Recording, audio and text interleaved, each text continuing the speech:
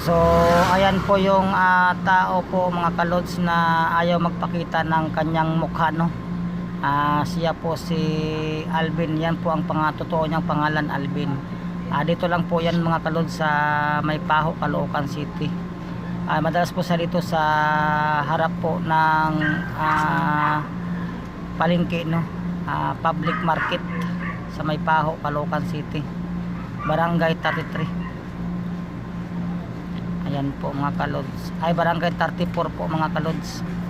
Ito po ang Barangay 34. Meron po siyang kinakain po mga kalods, no.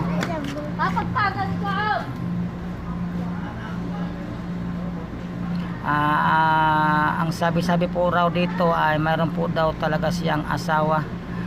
Yan nga po, dati po raw siyang gwardya. Yun nga, iniwanan po siya